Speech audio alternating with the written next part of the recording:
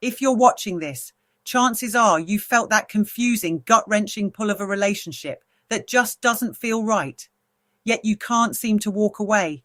You might be questioning yourself, wondering how you, a smart, capable person, ended up in this situation, feeling so drained and confused. I want you to hear this loud and clear.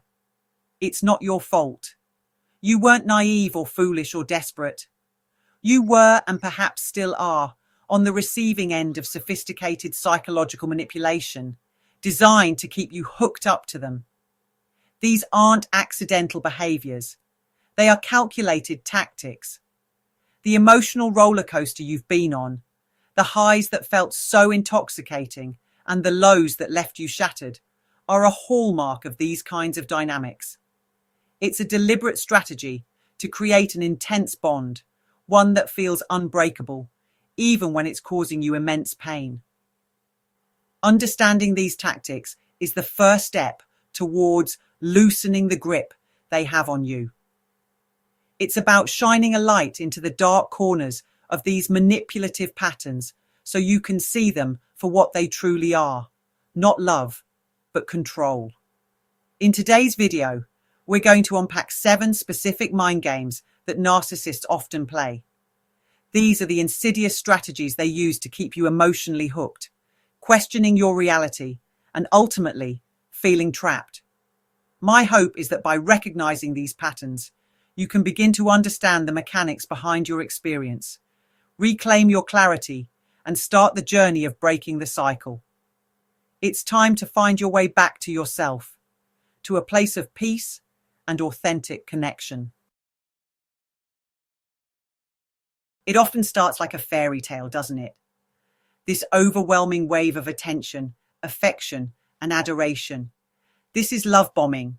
They might tell you everything you've ever wanted to hear, that you're their soulmate, the one they've been searching for, all within an incredibly short period. You're showered with gifts, constant communication, and grand declarations of love. It feels exhilarating, like you finally found the one.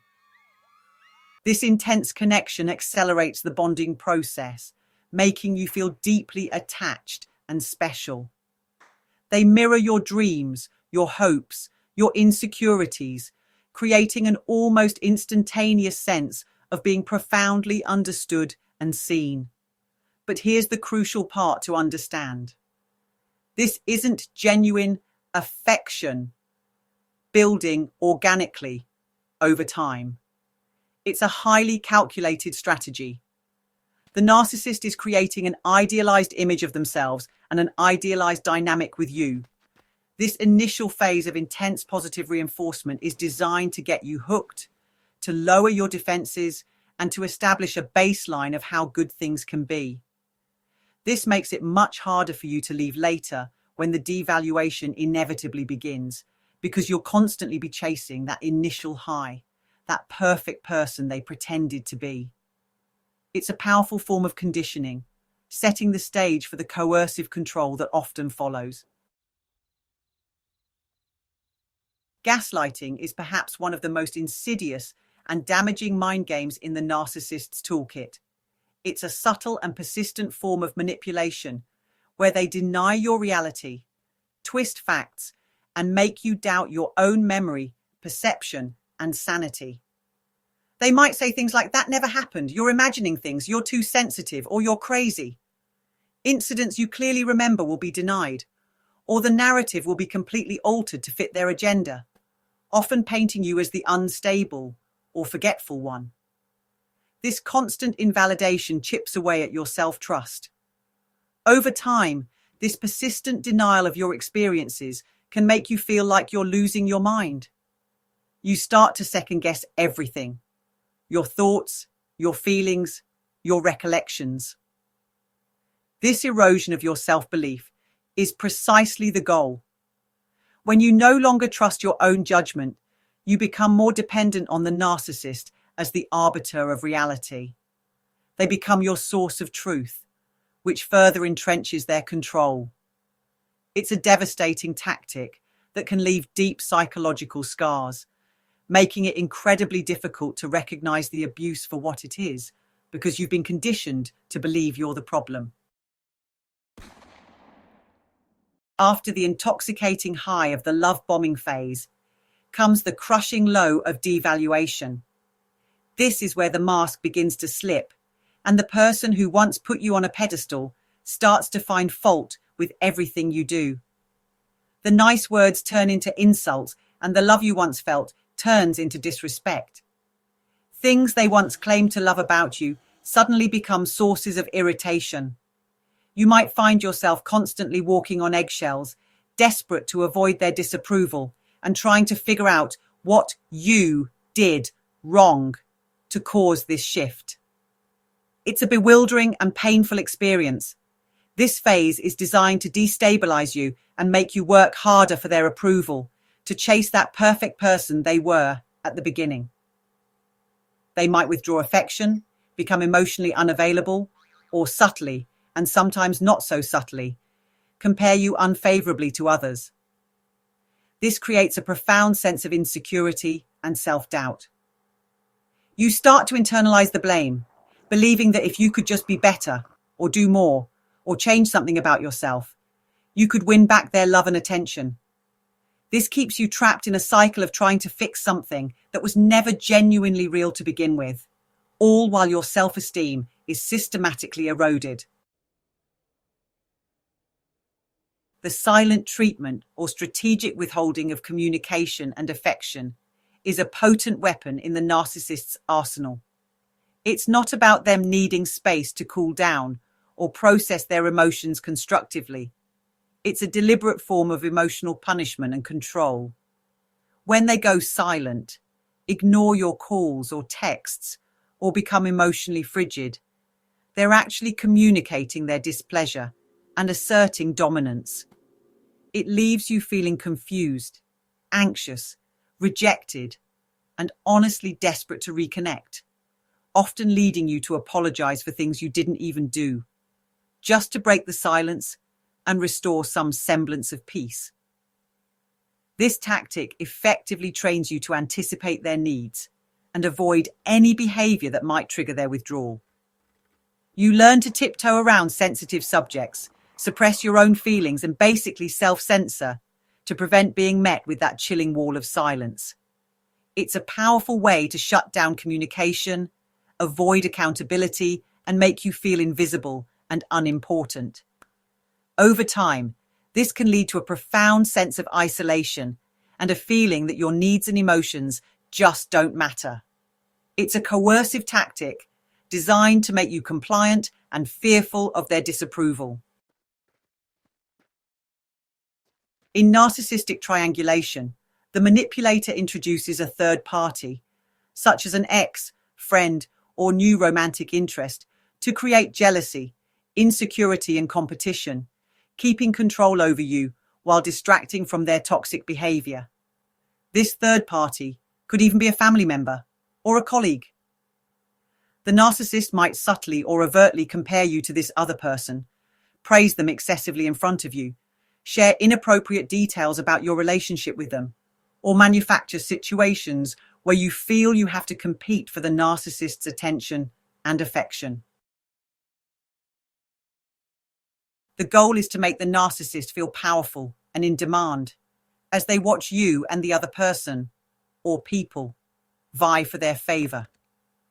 For you, it creates a deep sense of unease, inadequacy, and jealousy.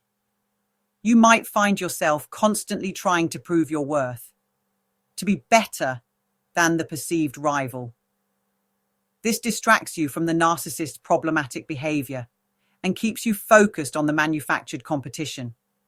It also serves to isolate you further, as you may become suspicious or resentful of the third party, rather than recognizing the narcissist as the one orchestrating the drama. Future faking is a particularly cruel and effective mind game. It's where the narcissist paints a beautiful, elaborate picture of a shared future with you, filled with all the things you desire. Perhaps moving in with you and marriage, children, a dream home, and travel plans. They make grand promises and speak with such conviction that you truly believe this wonderful future is just around the corner.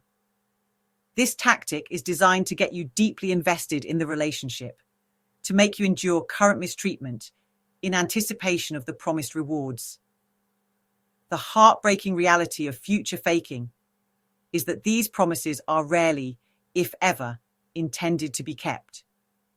They are merely bait, dangled to keep you hooked and compliant. When you question the lack of progress or try to hold them accountable, they might get defensive, make excuses, or even gaslight you into believing you misunderstood or are being impatient. This keeps you perpetually waiting, hoping and sacrificing your present happiness for a future that will never materialize with them. It's a way of stringing you along, exploiting your hopes and dreams to maintain their control and supply. Just when you think you've gathered the strength to leave, or perhaps you've already left and are starting to heal, the narcissist often reappears. This is called hoovering, named after the vacuum cleaner, because it's their attempt to suck you back into the toxic cycle. They might suddenly become the charming, attentive person you first met, showering you with apologies, promises to change, declarations of undying love, or even feigning a crisis that only you can help them with. They know your vulnerabilities and will target them precisely. Hoovering is incredibly dangerous because it preys on your hope, your empathy, and the trauma bond that has formed. You might desperately want to believe they've changed, that this time things will be different. But hoovering is rarely about genuine remorse or a desire to repair the relationship in a healthy way. It's about regaining control, re-establishing their supply, and preventing you from moving on and finding happiness elsewhere. Succumbing to hoovering often means re-entering the cycle of idealization, devaluation, and discard, often with even greater intensity, further damaging your self-esteem and delaying your healing. If you've recognized these patterns in your own life, please know this: you are not weak for having been caught in this web, and you are certainly not to blame. I was in the very same position. Millions will have been in our shoes, or will sadly encounter this kind of situation.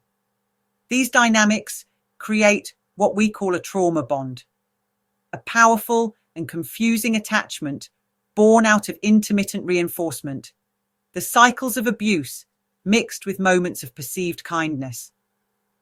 Healing from this is absolutely possible, but it requires clarity, courage, and a deep commitment to your own well-being. Recognizing these 7 mind games is a monumental first step, a testament to your strength and your innate desire for something healthier. Take a moment to be kind to yourself. You've endured a lot. You deserve relationships built on genuine respect, empathy, and consistency, not manipulation and control. Remember that the person who subjected you to these games is unlikely to change, but you can change how you respond, and you can choose to step away. Your freedom and your peace of mind are worth fighting for. Every step you take towards understanding and breaking free is a step towards reclaiming your authentic self. Thank you so much for watching and for allowing me to share this with you on my new channel. If this resonated, please consider liking this video, subscribing to the channel, and hitting that notification bell so you don't miss out on more content designed to support you on your healing journey. You are not alone in this. You are not broken, and you are so much stronger than you think.